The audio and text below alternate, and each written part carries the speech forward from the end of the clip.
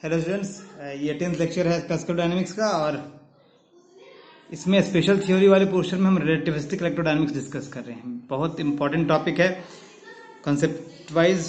तो इसमें डिस्कशन का पॉइंट है कि इलेक्ट्रिक फील्ड और मैग्नेटिक फील्ड कैसे ट्रांसफॉर्म करेगा जब हम एक इनर्शियल फ्रेम रेस्ट फ्रेम से दूसरे मूविंग इनर्शियल फ्रेम में जाते हैं।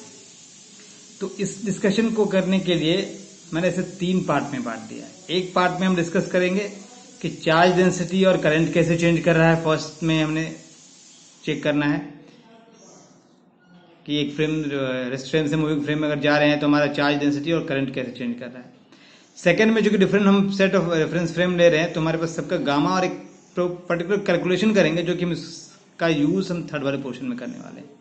तो सेकंड पोर्शन में gamma factor in case of different inertial frames लेंगे और उसको एक पर्टिकुलर कैलकुलेशंस करेंगे वो जो इसमें यूज करना है हमको। ठीक है।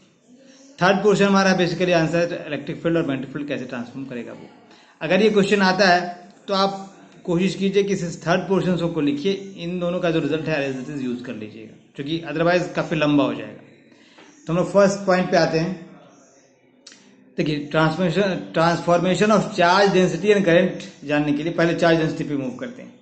एक हमने पैरेलल प्लेट कैपेसिटर लिया जो कि एस नॉट फ्रेम जो कि रेस्ट फ्रेम है, ठीक है, कि एक्स जेड प्लेन पे रखा है। ये आपका जो प्लेट है वो एक्जेड प्लेन के पैरेलल है। चार्ज डेंसिटी सिग्मा 0 नेगेटिव है और पॉजिटिव सिग्मा 0 है। ये रेस्ट फ्रेम है और इस फ्रेम के रिस्पेक्ट में आपका ये कैपेसिटर भी रेस्ट में है। अब हमें जानना क्या है, जानना ये है कि ये जो मूविंग फ्रेम है एस फ्रेम जो वी नॉट वेलोसिटी से इसके रिस्पेक्ट में वी नॉट वेलोसिटी से मूव कर रहा है, एस नॉट फ्रेम के रिस्पेक्ट में वी नॉट वेलोसिटी से एस फ्रेम मूव कर रहा है। इसका जो ऑब्जर्वर जब यहां से क्रॉस कर रहा है इसे, ठीक है, यहां है, तो ये क्या ऑब्जर्व करता है इसके चार्ज डेंसिटी को। देखिए, जब ये फ्रेम इधर मूव कर रहा है तो फ्रेम के ऑब्जर्वर को लगेगा प्लेट आपका इधर मूव कर रहा है अपोजिट एक्स डायरेक्शन में, ठीक है, with same velocity v naught. अब चार्ज तो कांस्टेंट है, चार्ज आपके पास चेंज हो नहीं रहा है, चार्ज इस फ्रेम पे डिपेंड कर नहीं रहा है, इनवेरिएंट है। तो बचा क्या, जो बचेगा ये लेंथ और ये विड्थ। अगर डायरेक्शन इस डायरेक्शन में मोशन है तो आपका ये इस साइड का जो लेंथ है, मैंने इसे W नाम दिया, इसे L नाम दिया, तो ये तो चेंज नहीं करेगा।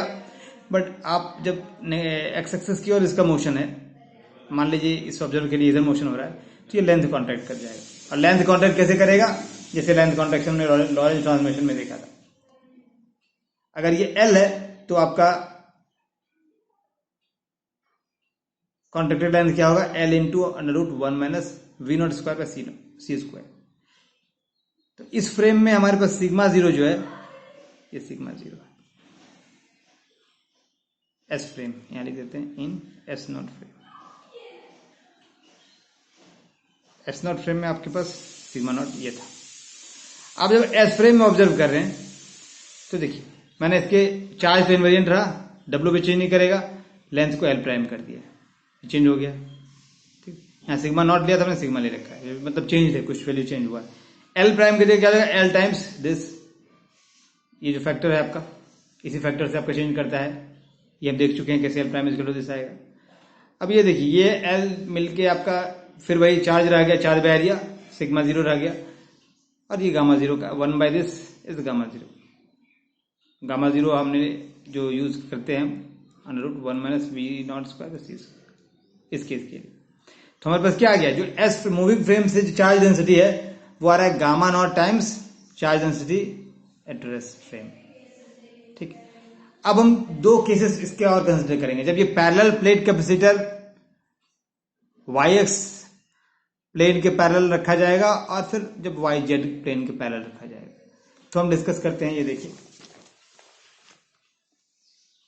ये मैंने सेकंड केस लिया है जब आपका वाई एक्स प्लेन के पैरेलल प्लेट कैपेसिटर का प्लेट को रखे हैं। इस केस में भी सेम रिजल्ट हो रहा है, क्योंकि मोशन आपका इधर हो रहा है, ऑब्जर्वर इधर जा रहा है, ये इधर जा रहा है, जो एस फ्रेम इधर जा रहा है तो लगेगा कि ये इधर मूव कर रहा है, तो ये लेंथ ही आपका कॉन्ट्रैक्ट करेगा। अगेन लेंथ कॉन्ट्रैक्ट कर रहा है, सेम सिचुएशन है, तो जो सिग्मा हमारे पास आएगा गामा नॉट सिग्मा नॉट आएगा। इस केस में डिफर करेगा। इस केस में देखिए, प्लेट आपका वाई जेड प्लेन के पैरेलल है, ठीक है। जब वाई जेड प्लेन के पैरेलल है आपका, मतलब वाई नॉट जेड नॉट, इस केस में एस नॉट फ्रेम ले रहे हैं और हम एस फ्रेम से ही देख रहे हैं। आपका ये ऑब्जर्वर इधर मूव कर रहा है, ये प्लेट इधर मूव करेगा, तो इसमें क्या डी कॉन्टेक्ट करेगा। डी क्या है? Separation between the parallel plates, लेकिन डी का चार्ज डेंसिटी के साथ कोई रिलेशन नहीं, ठीक है, इसलिए चार्ज डेंसिटी अब पैरिटी रहेगा। तो 3 केस में मैंने देख लिया, 2 में चेंज कर रहा है, 1 में चेंज नहीं कर रहा है, इसी को हम यूज करेंगे वहां पे। चलिए अब हमारे दूसरे सेकंड पॉइंट है कि हम कैसे चेक करते हैं करंट का, कि एक फ्रेम से रेस्ट फ्रेम से मूविंग फ्रेम में जाएंगे तो करंट कैसे चेंज करेगा।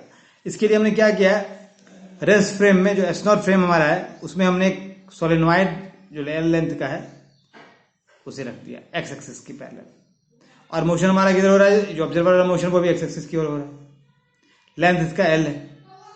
तो देखिए इसमें 2 चीजें हमने नोट करने वाली है, एक है कि n naught number of turns per unit length है, आई नॉट करंट जो इसमें फ्लो कर रहा है रेस्ट फ्रेम में, ठीक है। इस फ्रेम की बात करें, ये रेस्ट फ्रेम का है, इन फ्रेम लिख दीजिए देता है एस नॉट फ्रेम।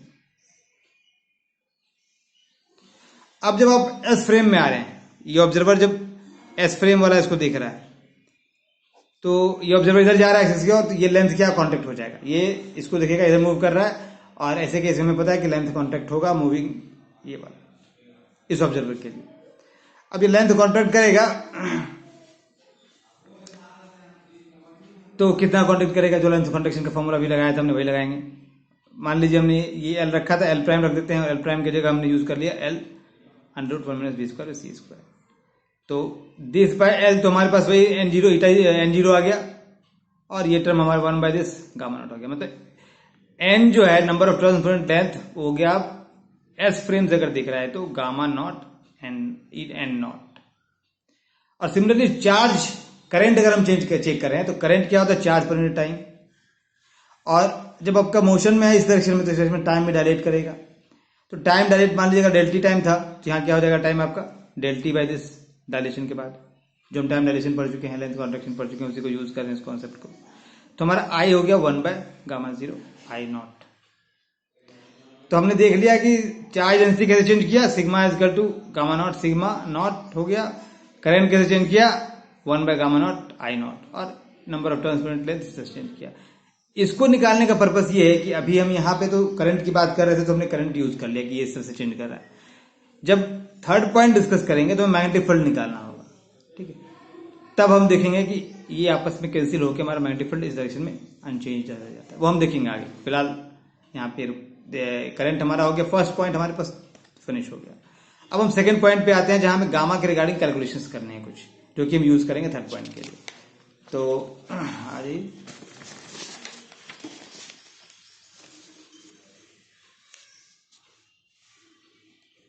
अब देखिए हमें इलेक्ट्रिक फील्ड और मैग्नेटिक फील्ड का ट्रांसमिशन निकालना है, 3 सेट ऑफ रेफरेंस फ्रेम हमें लेना है जो हम कंसिडर करेंगे। इसलिए पहले कैलकुलेशंस उसके स्टेप को कम करने के लिए यहाँ कर रखा है। एक रेस्ट फ्रेम है, एस नॉट आपका रेस्ट फ्रेम है। एक डायरेक्शन मैंने जानबूझ के नहीं दिखाया था कि ज्यादा ग्राफ क्लमजी ना दिखे। तो ये एस नॉट आपका रेस्ट फ्रेम है, ठीक है, जिसमें कि आपका कैपेसिटर या सोलेनॉइड रखा है। सोलेनॉइड तो किस पॉइंट में रखेंगे। तो ये आपका कैपेसिटर है, मतलब एस नॉट फ्रेम है, रेस्ट में है। इसके रिस्पेक्ट में वी नॉट वेलोसिटी से एस फ्रेम मूव कर रहा है, और इसके रिस्पेक्ट में जो थर्ड फ्रेम है आपका वो वी बार वेलोसिटी से मूव कर रहा है।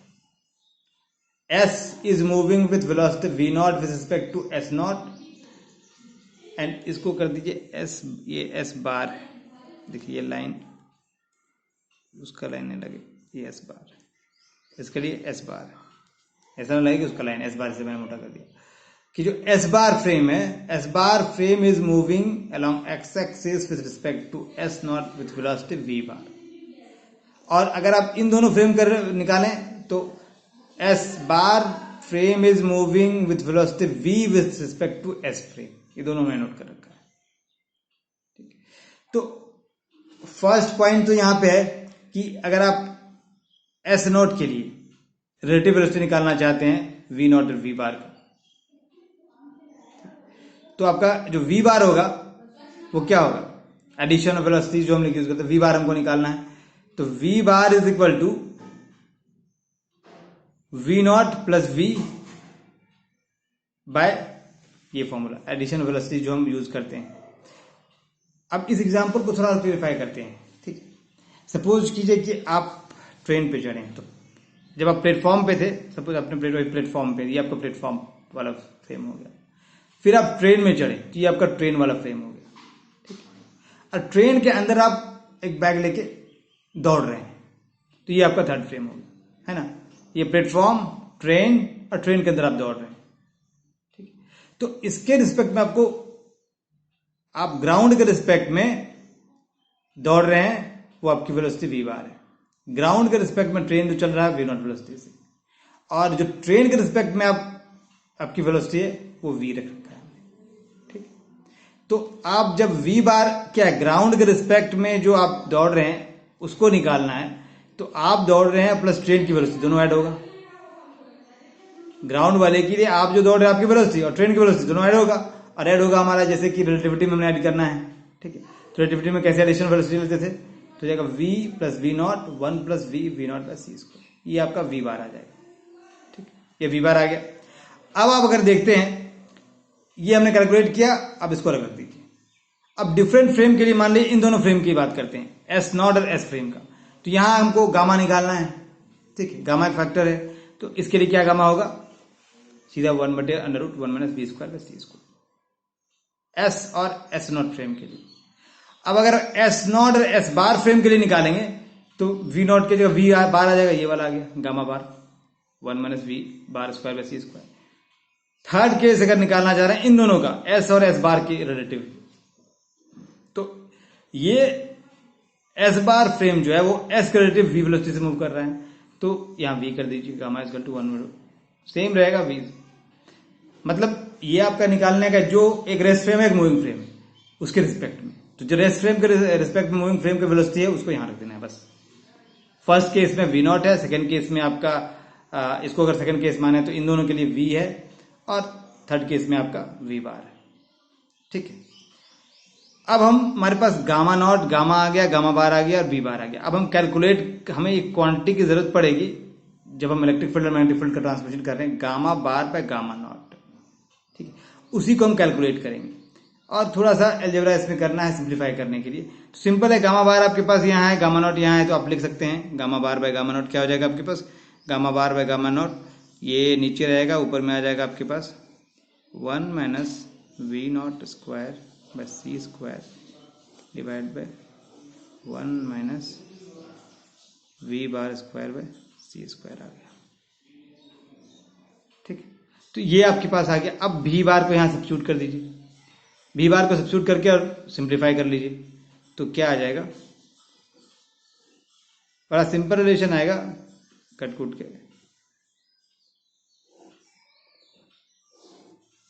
ये हमने क्या किया, 1 प्लस नहीं, ये 1 माइनस है, वी बार की जगह हम यूज कर रहे हैं v प्लस वी नॉट बटे 1 plus v naught by C square का होल स्क्वायर और 1 बाय सी स्क्वायर, ठीक।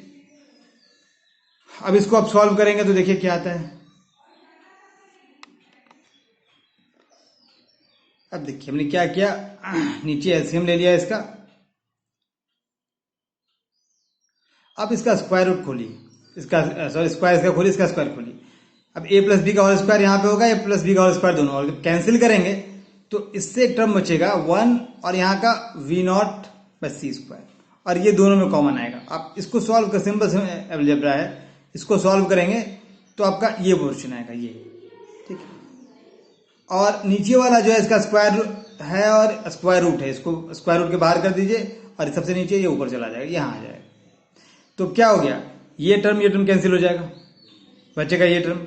तो हमारे पास जो रिजल्ट आ रहा है वो आ जाएगा 1 plus v naught by C square divide by √1 minus v square by C square. और ये क्या है, ये गामा है आपके लिए, तो ये आ गया आपके gamma times 1 plus v naught by C square. ये v वाला है, मतलब s और s बार वाले फ्रेम के लिए गामा है। तो हमारे पास क्या आ गया, और ये हमने जो अभी लिखा था यहाँ गामा, एक गामा नॉट होगा, आप चेक कर लीजिए, गामा बाय गामा नॉट, ये है ना, gamma by gamma naught, gamma bar by gamma naught है, ये gamma bar by gamma naught. तो आगे क्या, gamma bar by gamma naught is equal to gamma times 1 plus v naught by C square. इस equation को हम आगे use करने वाले हैं। इसका इक्वेशन नंबर दे दीजिए ताकि हम यूज कर सकें। ये 2 था तो ये 3 कर दीजिए, ठीक। और जब आप सिर्फ थर्ड पोर्शन एग्जाम में लिख रहे हैं तो यूजिंग इक्वेशन 3 मत लिख दीजिएगा, वहां पे ये लिखिएगा कि कैलकुलेट करने पे, या तो कैलकुलेशन आप दिखा सकते हैं, आप लिख दीजिएगा गामा का वैल्यू आप लिखना है, ये गामा का वैल्यू ये आएगा, तो आपको इस तरह से वहां पे यूज करना है। वैसे यहाँ लिखेंगे ताकि उसको आप लिखे तो दिक्कत ना हो। ये आपके पास 2 पोर्शन, फर्स्ट पोर्शन हो गया था हमारे पास, सेकंड पोर्शन हो गया। अब हमें थर्ड पोर्शन जो हमारा सबसे इंपॉर्टेंट जो मेन क्वेश्चन है कि ई और बी कैसे ट्रांसफॉर्म करेगा, उस पर आते हैं। अब देखिए, अब मेन हमारा टॉपिक आ गया transformation of electric field and magnetic field under change of rest inertial frame to moving inertial frame. Same जो हमने वहां लिया था उसी चीज को लिया है कि एस नॉट फ्रेम हमारा रेस्ट फ्रेम है, वहां पे एक कैपेसिटर है जो z naught x naught plane के पैरेलल रखा हुआ है। तो अगर आप गॉसेस लॉ अप्लाई करेंगे इस कैपेसिटर का इस फ्रेम में, तो हमारे पास जो इलेक्ट्रिक फील्ड आएगा वो क्या आएगा, E is equal to sigma by epsilon naught. तो यहाँ पे सिग्मा नॉट है आपके पास, हो जाएगा सिग्मा नॉट बाय एप्सिलॉन, ठीक, sigma not by epsilon. Basically हम मीडियम हमारा एयर है यहाँ पे, तो हम सिग्मा एप्सिलॉन नॉट की जगह एप्सिलॉन नॉट कर लेते हैं, ठीक। फ्रॉम गॉसेस लॉ हमारे पास ये आ गया इक्वेशन। और इस केस में ये चार्ज है, स्टेशनरी है, चार्ज डेंसिटी है, स्टेशनरी है, तो कोई मैग्नेटिक फील्ड नहीं होगा, तो ये नो मैग्नेटिक फील्ड, नो।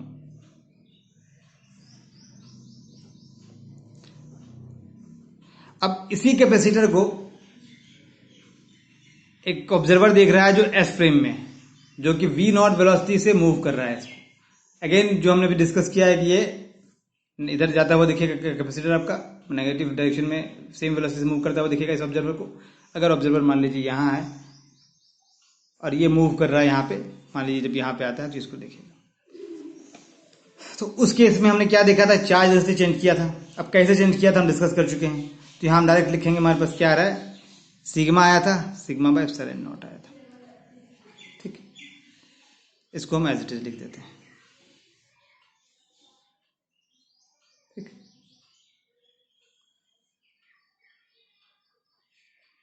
अब चूंकि चार्ज मोशन में है, ऑब्जर्वर एस के लिए ये जो कैपेसिटर है वो मोशन में है along negative x direction with velocity v naught, तो हमारे पास सरफेस चार्ज डेंसिटी, सरफेस ये चार्ज सरफेस है तो सरफेस करंट आएगा, और सरफेस करंट क्या होता है, चार्ज डेंसिटी इनटू वेलोसिटी। तो ये आपके पास हो जाएगा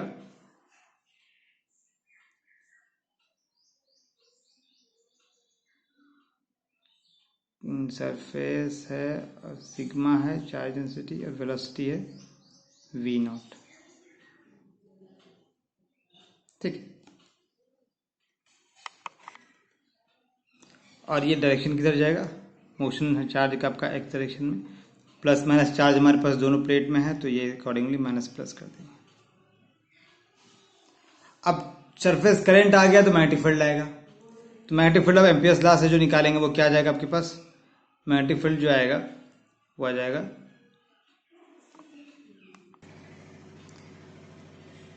तो ये आ जाएगा B negative of mu naught sigma v naught along negative z axis की ओर। आपका करंट इधर हो रहा है और ये आपका इधर होगा नेगेटिव जेड एक्सिस की ओर। आप राइट हैंड रूल यूज करके इसका डायरेक्शन निकाल सकते हैं, ठीक है।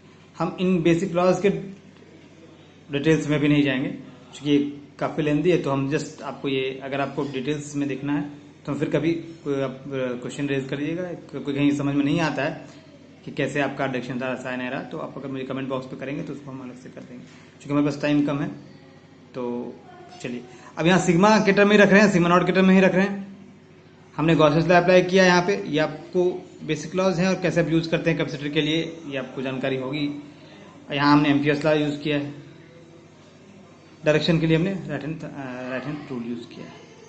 तो हमारे पास क्या आ गया, एस फ्रेम में ये था इलेक्ट्रिक फील्ड था, एस नॉट फ्रेम में और मैग्नेटिक फील्ड नहीं था। जब एस फ्रेम का ऑब्जर्वर जो मूव कर रहा है व्हील ऑन वेलोसिटी से एस के नॉट के रिस्पेक्ट में, उसने देखा तो ये आपका इलेक्ट्रिक फील्ड ऐसे मॉडिफाई हो गया सिग्मा। अभी हम सिग्मा के टर्म में सिग्मा नॉट के टर्म में दिखा चुके हैं क्या आता है, अभी आगे यूज करेंगे। और मैग्नेटिक फील्ड भी हमारे पास आ गया, ये आ गया। इन चीजों को हम घेर रहे हैं जो आगे यूज करेंगे। ठीक है, चलिए अब आगे बढ़ते हैं। अब देखिए, अब थर्ड फ्रेम ले रहे हैं। आपको मैंने दिखाया था कि 3 फ्रेम में लेना है वहां पे, तो थर्ड फ्रेम इसलिए ले रहे हैं ताकि हमारा मैग्नेटिक फील्ड का वेरिएशन हमको कर सके।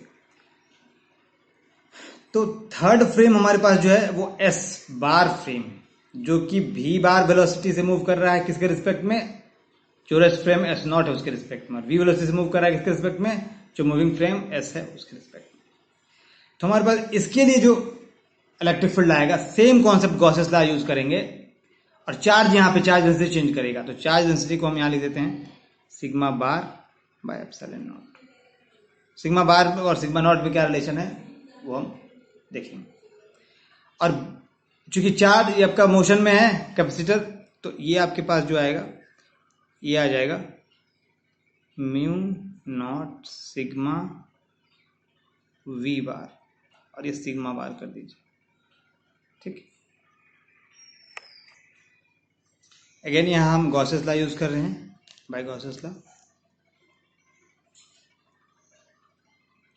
और यहां बाय एम्पियर्स लॉ।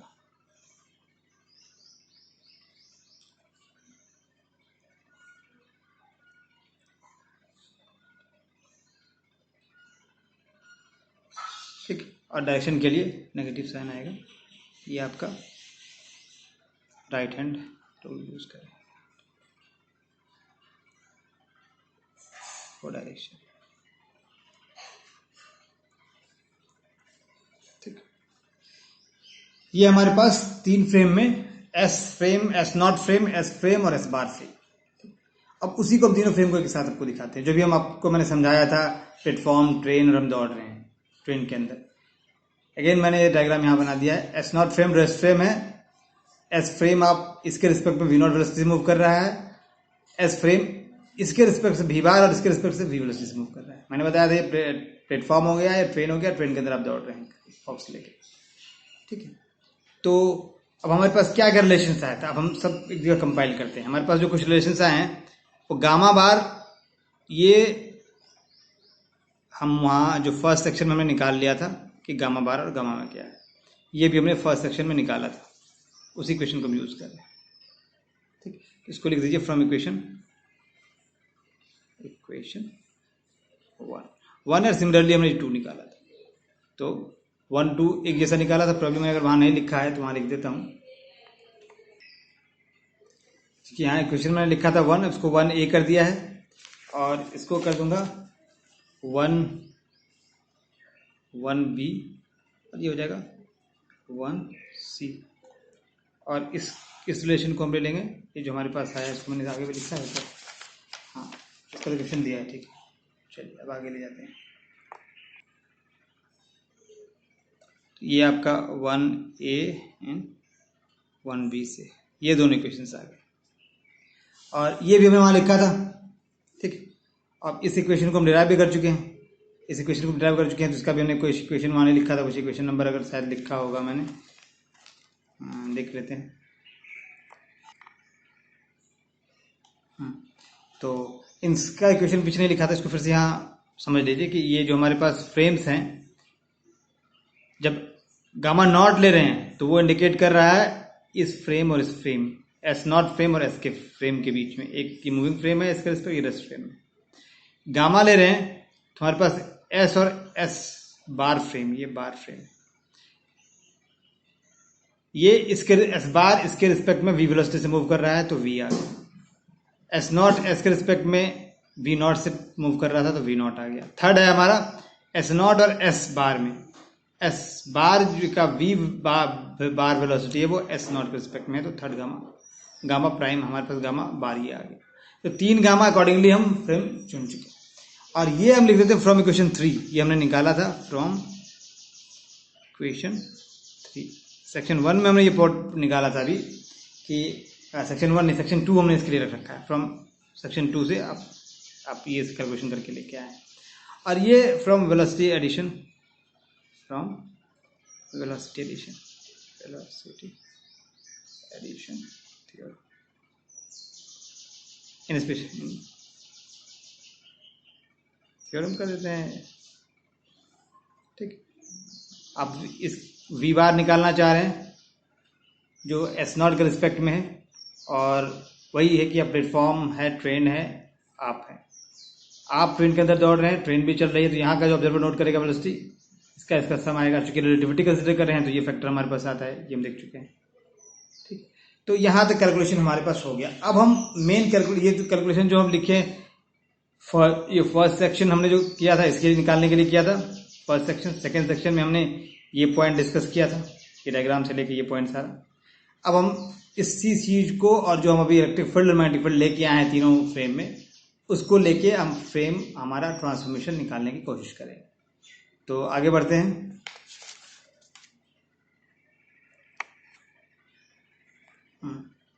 अब आ जाइए, हमने electric field along y direction in S bar frame निकाला था, सिग्मा बार बाय एप्सिलॉन 0। और सिग्मा बार हमने क्या निकाल रखा है, सिग्मा बार आपका जो है वो गामा बार सिग्मा 0, ये गामा बार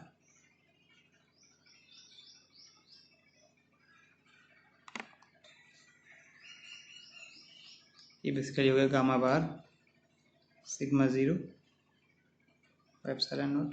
और सिग्मा 0 क्या है, ये आ जाएगा सिग्मा बाय गामा 0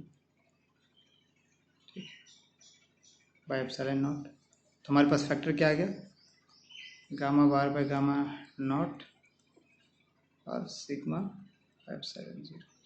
ये हम यूज कर रहे हैं सिग्मा का हमने जो रिलेशन निकाला था इक्वेशन 1ABC, दोनों को यूज किया तो हमारा ये फॉर्म आ गया। इक्वेशन नंबर 3 हमने जो निकाला था उसको यूज करेंगे। तो फ्रॉम इक्वेशन 3, यूजिंग इक्वेशन 3 क्या आ जाएगा आपके पास, ये टर्म हमने कितना यूज किया था, ये आ गया था gamma times 1 plus V into V naught और V into V naught divide by C square, और ये सिग्मा बाय एप्सिलॉन नॉट आ गया। ठीक, अब इसको अगर आप सॉल्व करेंगे तो ये अंदर ले जाइए तो ई वाई दे देगा, ये टर्म अंदर आ जाएगा। तो आपके पास जो आने वाला है, एक स्टेप यहाँ मैं जंप कर देता हूँ, ये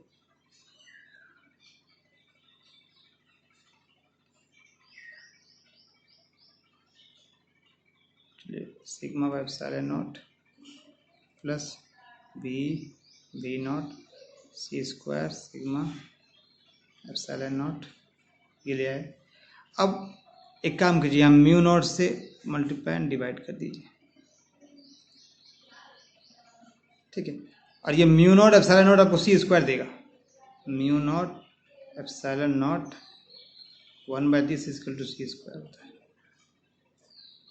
और ये आपका 1 हो गया।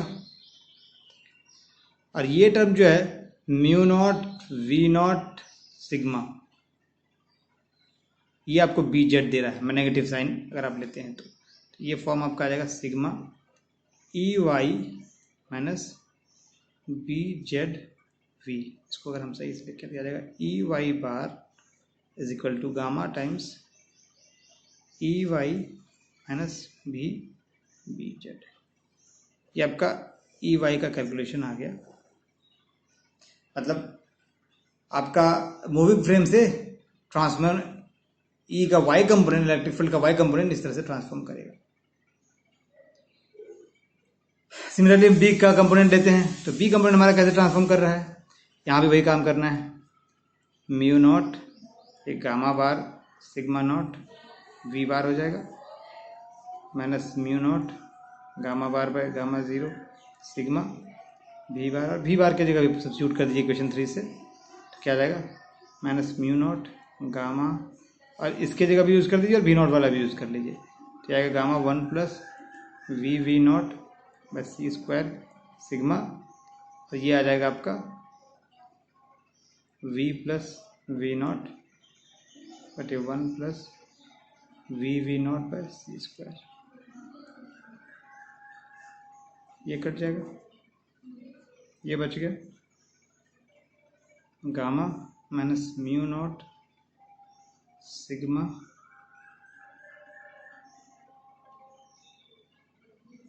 We naught minus mu naught sigma v. यहाँ आप एप्सिलॉन नॉट से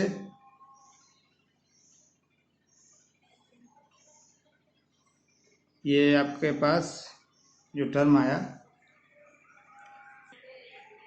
अब यहाँ अगर एप्सिलॉन नॉट से मल्टीप्लाई करते हैं, एप्सिलॉन नॉट से डिवाइड कर दें, तो हमारे पास एक एक्सप्रेशन क्या चेंज करेगा। ये वाला टर्म क्या है, बी जेड आ गया। अगर आप ध्यान से देखिए, mu naught sigma v not आपके पास क्या आया था, बी जेड आया था। और ये वाला टर्म जो है, वी को सिर्फ निकाल दीजिए, तो म्यू नॉट एप्सिलॉन नॉट को रहने दीजिए, और सिग्मा भी आपके पास जो देगा, सिग्मा भी वो क्या है, ई वाई आपके पास क्या था, ई वाई था सिग्मा के टर्म में, सिग्मा बाय एप्सिलॉन नॉट आपका ई वाई दे देगा, और ये आपको बी जेड दे दिया है, तो ये आगे आपके पास क्या, एप्सिलॉन नॉट म्यू नॉट रह जाएगा, और ये दे देगा ई और वी।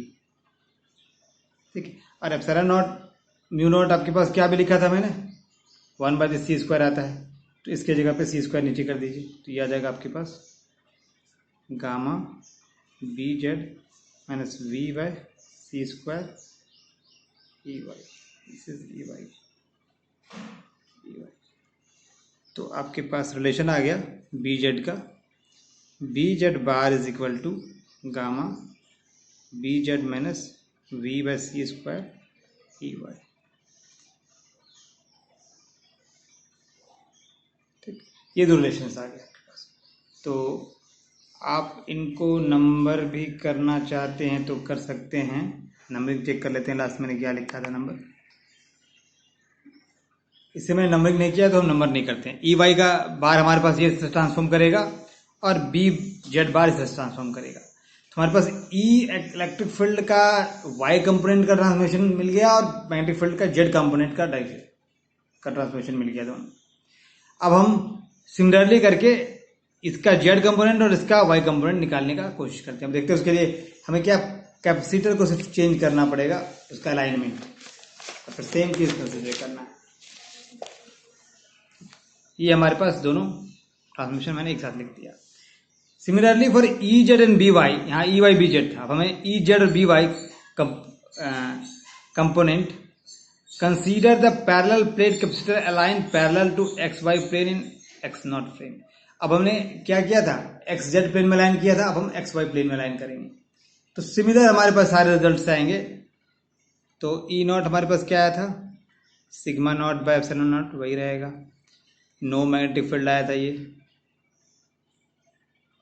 कुछ भी चेंज इसमें नहीं करने वाला है। ई जेड आपके पास क्या आया था, ये सिग्मा बाय एप्सिलॉन नॉट आया था। ठीक, बी क्या आया था आपके पास, बी यहाँ पे आएगा, इस केस में आएगा जो वो म्यू सिग्मा वी नॉट, इसके लिए ये आएगा। ठीक,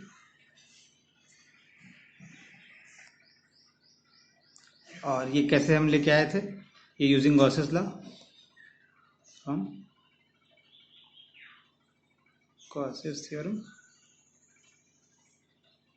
जो प्रीवियस केसेस में लेके आए हैं। तो ये फ्रॉम गॉसेस थ्योरम है, from Ampere's law, from Gauss's law theorem एक ही चीज है, और from Ampere's law. Gauss's theorem की जगह यहाँ पे लॉ ही कर दीजिए, एक ही तरह से लिखते हैं। ठीक, अब S prime frame, S bar frame में भी वही करेंगे, फ्रॉम गॉसेस लॉ।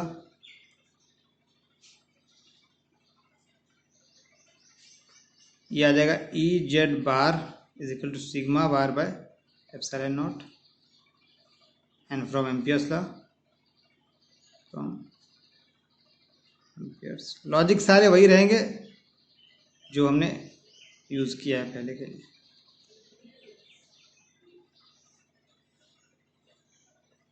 ये बी वाई आ जाएगा, B y bar is equal to mu sigma bar B bar, और इसका जो है direction using right hand rule, ये सारा वही रहेगा, राइट हैंड, और ये डायरेक्शन राइट हैंड रूल।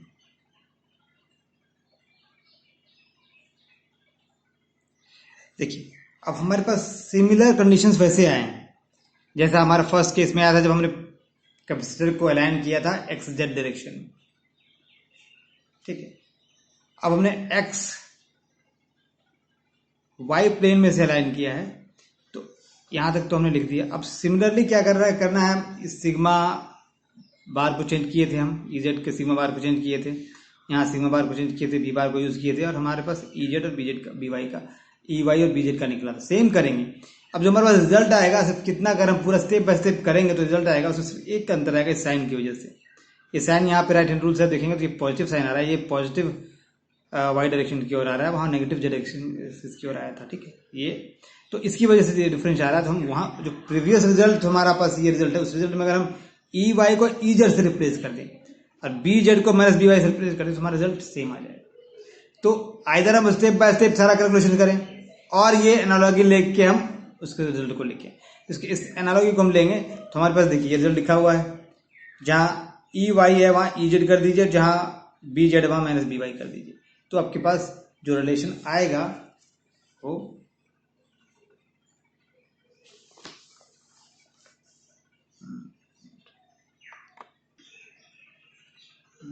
तो ये हमारे पास फाइनल रिजल्ट आ गया ई जेड ई बार का। हमने अकॉर्डिंगली पुट किया उस इक्वेशन में। हम स्टेप बाय स्टेप भी कर सकते थे, बट आसानी के लिए आप ये कर सकते हैं, ठीक है। तो ये आपके पास दो रिलेशन आ गया। हमारे पास अब क्या क्या आ गया, ई जेड ई वाई का कंपोनेंट का ट्रांसफॉर्मेशन है, B z B y component का ट्रांसफॉर्मेशन, मतलब जेड और वाई कंपोनेंट के ट्रांसफॉर्मेशन है बी और ई दोनों के लिए। हमारे पास एक्स का निकालना है दोनों केसेस के लिए, बी का एक्स कंपोनेंट कैसे चेंज कर रहा है और ई का एक्स कंपोनेंट कैसे कर रहा है। अब एक्स कंपोनेंट निकालने के लिए हम फिर तीसरा ओरिएंटेशन लेते हैं, जो हमने प्लेन जो है कैपेसिटर है उसको वाई जेड प्लेन के पैरेलल प्लेस कर दिया है। Y z plane, y z की और प्लेन की ओर प्लेस किया। आपको मैंने फर्स्ट सेक्शन में दिखाया था कि वो जब वाई जेड की ओर कैपेसिटर प्लेस होगा तो उसका जब मूविंग ऑब्जर्वर से देख रहा है तो सिर्फ डी जो दोनों के बीच का सेपरेशन है वही चेंज करेगा, कैपेसिटर का जो लेंथ है या विड्थ है वो चेंज नहीं करने वाला है। और जो चार्ज डेंसिटी है वो सेपरेशन बिटवीन द प्लेट्स पे डिपेंड नहीं कर रहा है, और इलेक्ट्रिक फील्ड आपका इसलिए चार्ज डेंसिटी चेंज नहीं होगा, और चार्ज डेंसिटी चेंज नहीं होगा तो इलेक्ट्रिक फील्ड भी चेंज नहीं होगा। तो आपके पास जो ई एक्स जीरो है वो क्या आ जाएगा, sigma zero by epsilon naught, ये फ्रॉम गॉसेस लॉ वही सेम।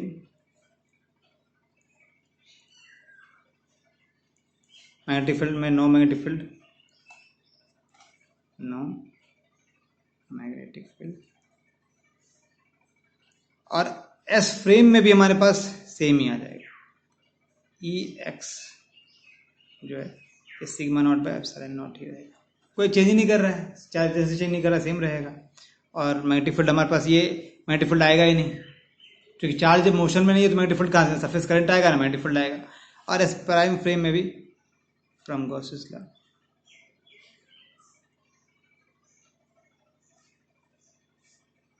यहाँ भी फ्रॉम गॉसेस लॉ।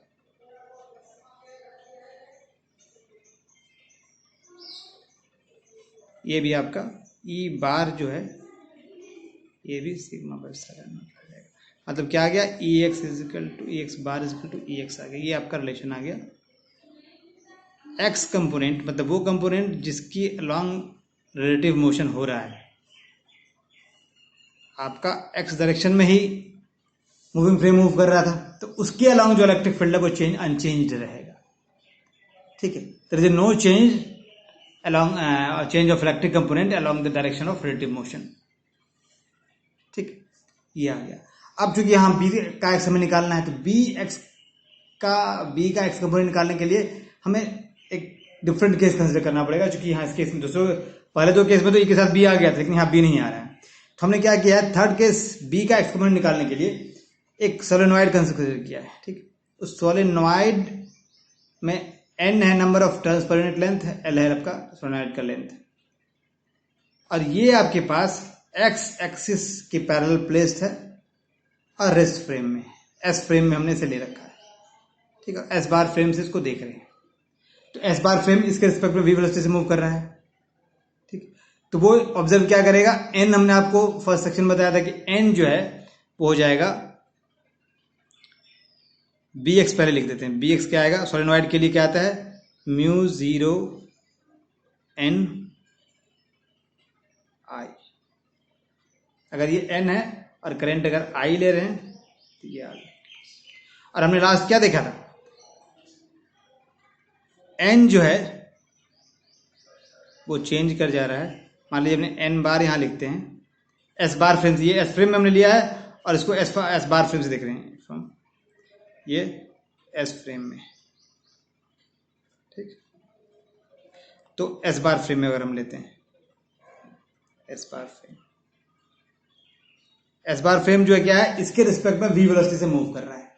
ठीक, इसके रिस्पेक्ट में v वेलोसिटी से मूव कर रहा है, तो हमारे पास क्या आ जाएगा, जो n बार है अकॉर्डिंगली जो फर्स्ट सेक्शन में हमने किया था, n बार क्या आया था, चार्ज पर यूनिट लेंथ है, तो ये आ गया था गामा टाइम्स, तो यहाँ गामा s बार ले रहे हैं तो गामा बार लिखिए n, और जो I है वो चेंज कर जाएगा, I बार अगर आप लिखते हैं तो I चेंज कर रहा था I बाय गामा बार। ठीक, तो S फ्रेम में अगर आपका B बार लिखिएगा, बी एक्स बार, तो क्या आ जाएगा, mu naught n bar I बार, और ये आपका चेंज नहीं कर रहा है, ये गामा नॉट हो गया, ये गामा गामा कैंसिल हो जाएगा, तो आ जाएगा क्या, म्यू नॉट n I, मतलब बी एक्स, देयरफॉर आगे जगह में थोड़ा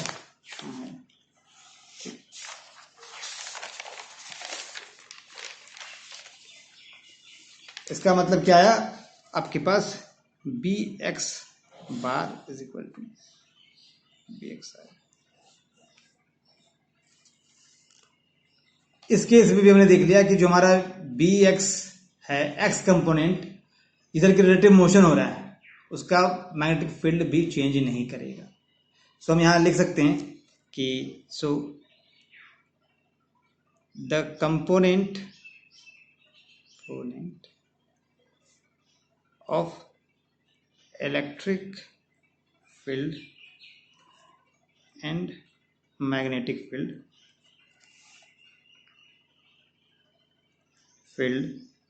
along the direction of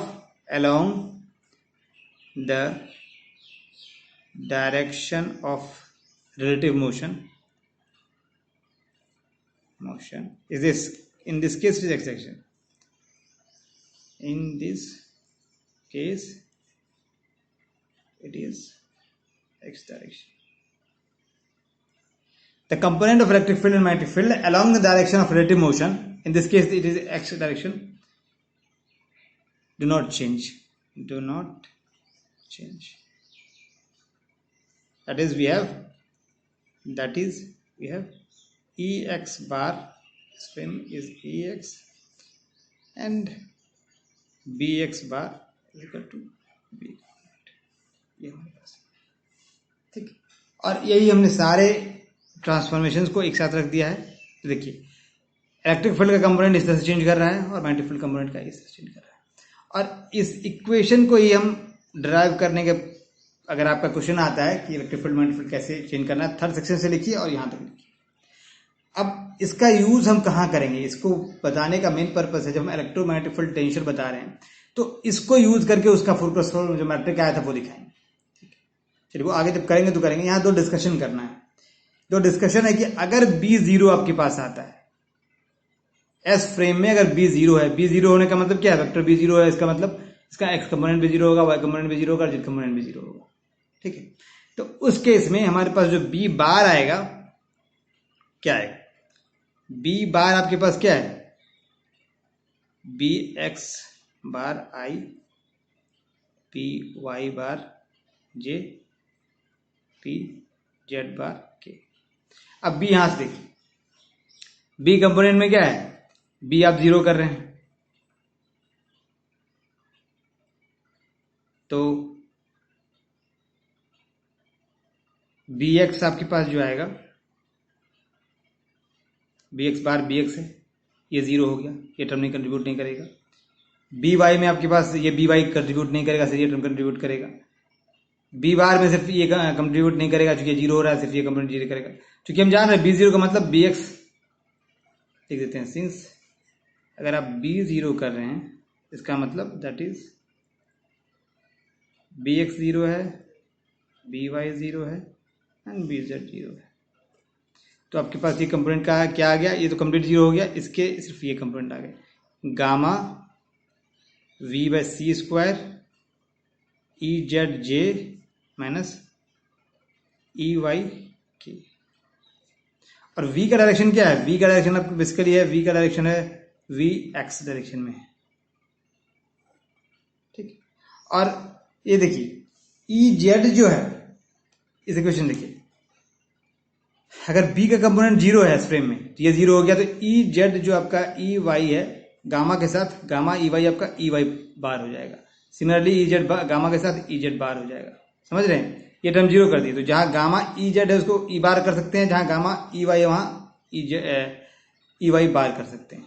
तो ये आपका आ जाएगा v by c square e bar z j minus e bar y के। और ये आपके पास क्या हो गया, ये रिलेशन हो गया आपके पास b is equal to v cross e 1 by c square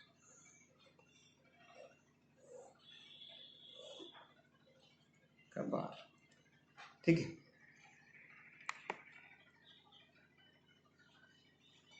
basically ये साइन यहाँ नेगेटिव देगा, वाई पहले और जेड बाद में होना चाहिए, तो ये माइनस साइन आ गया। सिमिलरली अगर हम ई को 0 करें, सेकेंड हमारा डिस्कशन का केस है, अगर आप ई 0 रखते हैं इस फ्रेम का, इसका मतलब क्या हो गया, अगर ई 0 है तो आपके पास ई एक्स 0 होगा इस फ्रेम में, ई वाई 0 होगा, ई जेड 0 होगा। तो हमारे पास ई बार जो होगा ई एक्स बार आई ई वाई बार जे ई जेड बार के। अब यहाँ पे आप देखिए, हमारे पास जब ई 0 कर रहे हैं तो ये 0 होगा, फर्स्ट कंपोनेंट तो 0 हो गया, ई वाई 0 हो गया, ई जेड 0 हो गया, तो बचा क्या, gamma B Z minus gamma B z, और ये बचा प्लस गामा बी वाई। तो गामा बी जेड यहाँ लिखते हैं, गामा क्या है, यह है गामा भी b z, gamma minus v b z j plus भी बी वाई के, ये है ना। अब सिमिलर जैसे हमने यहां पे किया था, इसमें देखिए अगर आपके ई 0 कंपोनेंट 0 है तो b gamma b y b bar के बराबर होगा और गामा बी जेड बार के बराबर होगा। तो ये आप लिख सकते हैं, इसको इधर ले आइए तो हो जाएगा वी बार कर दीजिए, और वी हमारे पास क्या है, वी जो है वेक्टर वी एक्स डायरेक्शन में है, तो ये हो जाएगा बी वाई बार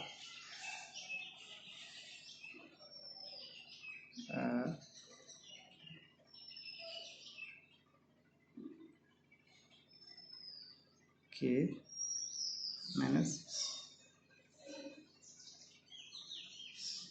बी जेड बार जे, ठीक है। तो ये आपके पास आ जाएगा v क्रॉस b बार, तो e bar is equal to v cross e bar, ये आपके पास डिस्कशन आएगा।